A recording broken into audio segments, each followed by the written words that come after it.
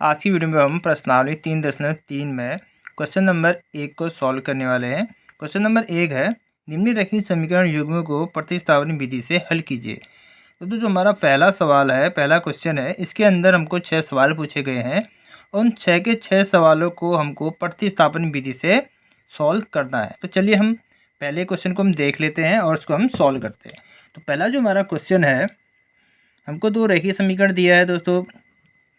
पहला जो हमारा रेखीय समीकरण है x plus y equal to 14, इसको हम समीकरण 1 मान लेते हैं।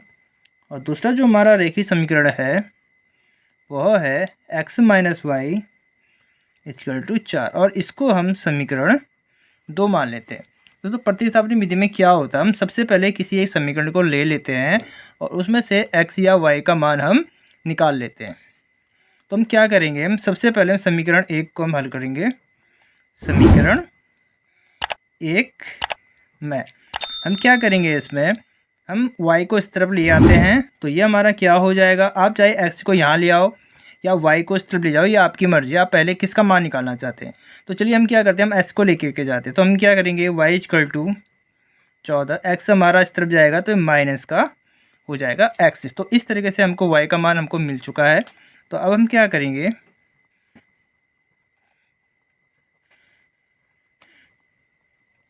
y का मान समीकरण 2 में रखने पर, अब हम इस y का मान समीकरण 2 में रखेंगे।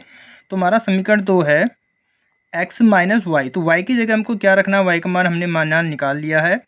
y का मान है 14 minus x bracket close equal to 4। अब क्या आया हमारा दोस्तों, ये अभी माइनस का चिन्ह है तो अंदर गुणा होगी, प्लस माइनस माइनस, तो माइनस का हो जाएगा 14, माइनस माइनस ये हमारा हो जाएगा प्लस, प्लस का x इक्वल टू 4। आगे हमारा क्या आएगा दोस्तों, ये भी x से जुड़ जाएगा तो ये हो जाएगा 2x। इस 14 को हम यहाँ ले आते तो ये हो जाएगा प्लस में, तो 14 प्लस 4।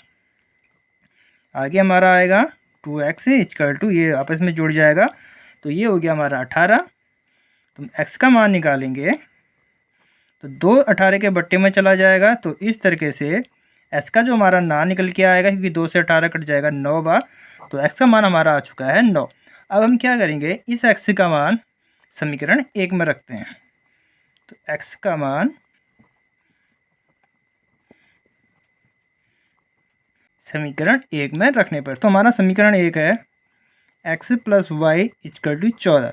तो x का मान हमको मिल चुका है 9 प्लस वाई इक्वल टू 14। हमको y का मान निकालना है, तो 9 को हम इस तरफ ले जाएंगे तो 14 माइनस 14, 14 माइनस 9, तो y इक्वल टू हमारा माइनस हो जाएगा, तो हमारा आ जाएगा 5। तो इस तरीके से हमने प्रतिस्थापन विधि से x और y के मान हमने निकाल दिए हैं। अब हम अगला क्वेश्चन देखते हैं। अगला जो हमारा क्वेश्चन है, क्वेश्चन नंबर 2, पहला रेखीय समीकरण है s minus t equal to 3। हम इसको समीकरण नंबर 1 मान लेते हैं। और दूसरा जो हमारा रेखिक समीकरण है वो है s बट्टा 3। दोस्तों ये s है, प्लस t बट्टा 2 इक्वल टू 6 है। दोस्तों क्योंकि हमारा जो ये रेखीय समीकरण है यह भिन्न में है, तो सबसे पहले हम इसका भिन्न हटाएंगे। तो क्या करेंगे, हम इसका हम एलसीएम ले लेते हैं। तो एलसीएम हमारा क्या आएगा, 6 आएगा। तो 6 करने के लिए हम 2 से अगर नीचे गुणा करेंगे तो ऊपर भी हमको 2 से गुणा करना पड़ेगा। तो 2 आ गया s, प्लस 3 से हमने नीचे गुणा किया तो ऊपर भी करेंगे, तो 3t इक्वल टू 6।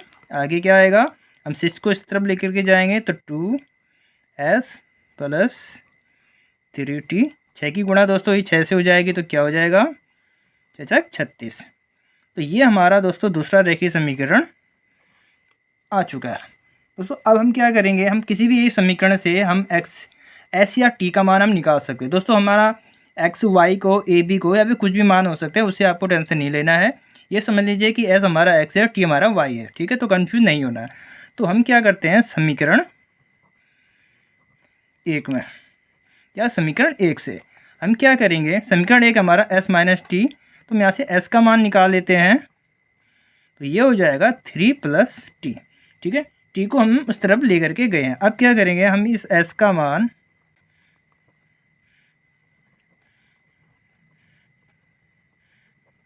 समीकरण 2 में रखने पर, एस का मान समीकरण 2 में रखने पर, तो समीकरण 2 है हमारा 2s + 3t = 36। अब इसमें s का मान रखेंगे तो 2, s का मान हमारा क्या आया है 3 + t bracket close plus 3t = 36।